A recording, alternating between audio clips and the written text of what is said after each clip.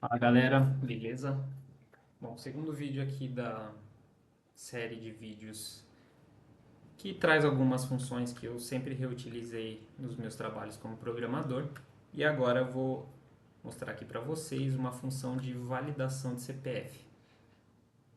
Eu tomei como base as perguntas que eu fiz ali para o ChatGPT, né, para o Gemini, mas eu não usei o código dele, né? Eu só pedi as regras e fui pensando aqui num código na minha cabeça e, claro, tem coisas que eu posso melhorar, mas é só para vocês terem uma ideia. Bom, primeiramente aqui que a gente pode ver isso daqui é uma struct no C e se assemelha a um objeto do C Sharp, né? Mas a gente não tem o conceito de classe aqui igual ao C Sharp e eu quis assim, né, criar uma struct. E o que que é uma struct? Ela é bem similar a um objeto. A gente pode dar um nome e colocar os tipos de dados que a gente quer dentro dessa struct. Então aqui, por exemplo, eu usei um int e um char.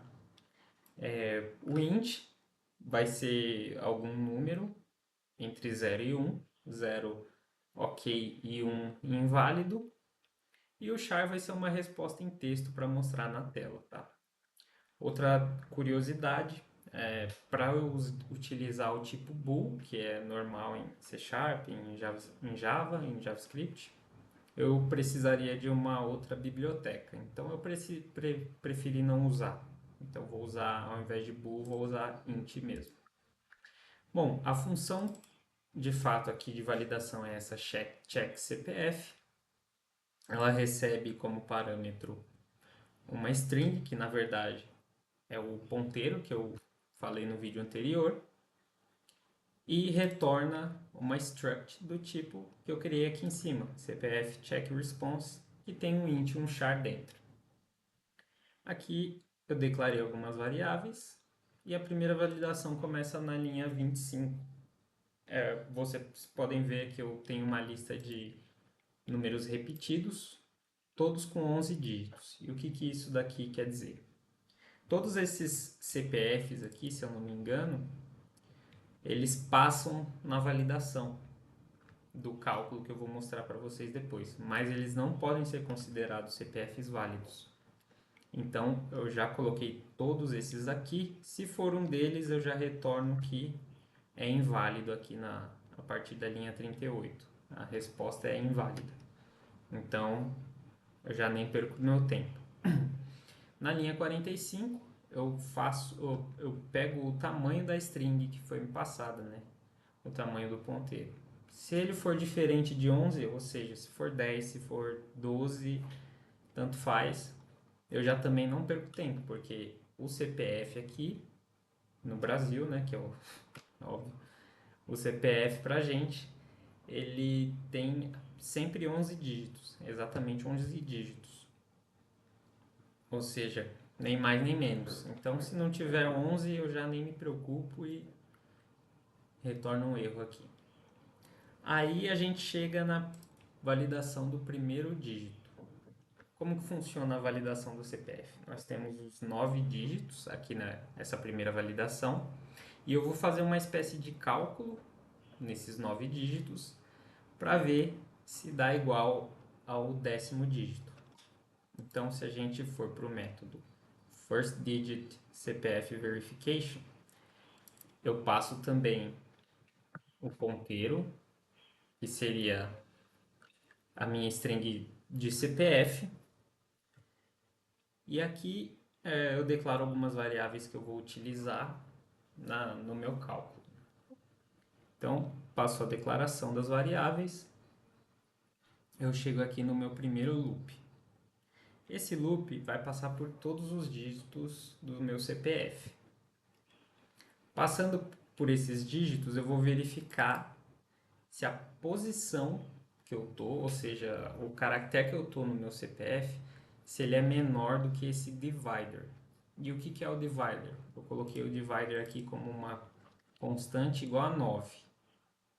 Por que que eu coloquei 9? Porque eu quero os primeiros 9 dígitos separados do 10º dígito.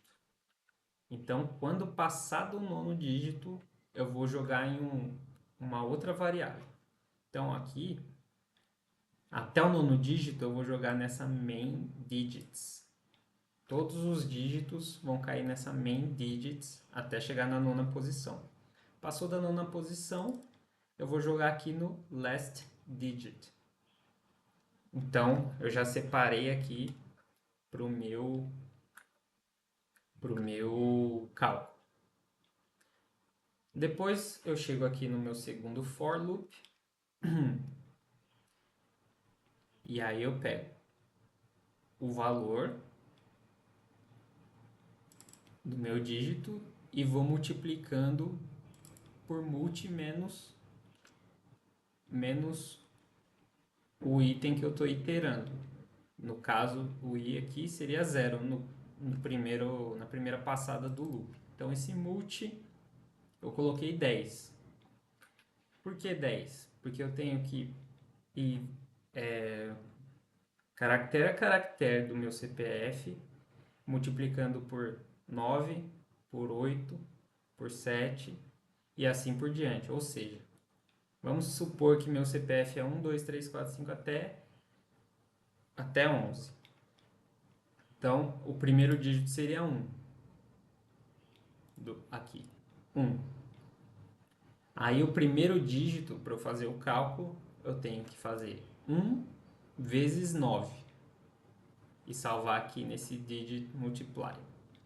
Aí, o segundo dígito, no nosso exemplo aqui, seria 2. Aí, eu teria que fazer 2 vezes 8. Mas isso daqui é 9. Menos o i, que na segunda passagem vai valer 2, vai ficar 8. E assim sucessivamente, até eu chegar no 9º dígito. E enquanto eu for fazendo essas multiplicações, eu vou somando tudo nessa variável sum. Quando eu terminar esse loop, eu vou pegar o mod. O que é o mod? O mod ele é o resto da divisão. Ou seja, eu vou pegar tudo que eu somei e dividir por 11. Só que quando eu uso o porcentagem, ele não é uma divisão comum. Ele é o mod dessa divisão. Ou seja, vamos supor que eu tenho 50 aqui e quero dividir e vou usar mod 11, ele não vai me retornar 4, tal. Ele vai me retornar o resto dessa divisão. Ou seja, vou pegar esse mod, que é o resto. Vamos pensar num exemplo aqui. Vou até pegar a calculadora, assim fica mais fácil. Vamos supor que eu tenho os 50. Se eu dividir por 11, dá 4,54. Agora o mod, acho que até tem aqui. Aqui, mod, 50 mod 11 vai me dar 6. Que é o resto dessa divisão inteira. Então, por exemplo, acho que deu 3 vezes o 11 aqui. Não, 4 vezes, deu 44. E para chegar no 50, restava 6. Então, esse é o mod. E aí, para finalizar o cálculo, se esse mod for menor que 2, e o último dígito, que no caso seria o 10º aqui, né? Nesse contexto, for igual a 0, então é válido. Então, esse CPF, a primeira validação, pelo menos, está ok. Ou, se o mod for maior ou igual a 2 e o último dígito é igual a 11 menos esse mod, também é válido. Então, esses são os dois casos. Se não atingir nenhum desses casos, né? Então a gente já nem precisa calcular o 11º dígito. A gente já sabe que o CPF é inválido. Certo? Então aqui o primeiro dígito é válido. Passando isso, a gente vai para a verificação do segundo dígito. Ela é bem similar verificação do primeiro dígito, porém, agora eu pego 10 dígitos para verificar se dá igual o 11º. Antes, no método anterior, eu peguei 9 dígitos para verificar se o cálculo dava igual ao 10º. E agora eu vou pegar 10 dígitos e verificar se o cálculo dá igual ao 11º. Então, eu vou passar por todos os dígitos, vou separar os main digits que eu chamo aqui, que no caso vão ser os 10 primeiros, do último, que seria o 11º. Aí eu vou multiplicando cada dígito dos main digits por 9, 8, 7, 6 e assim por diante, até terminar os 10 dígitos.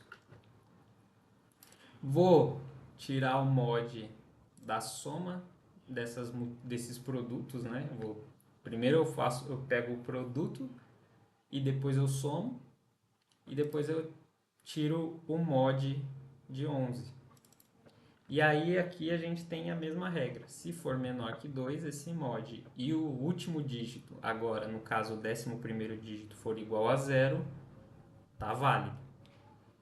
Agora, segunda cláusula aqui, né? Segunda validação.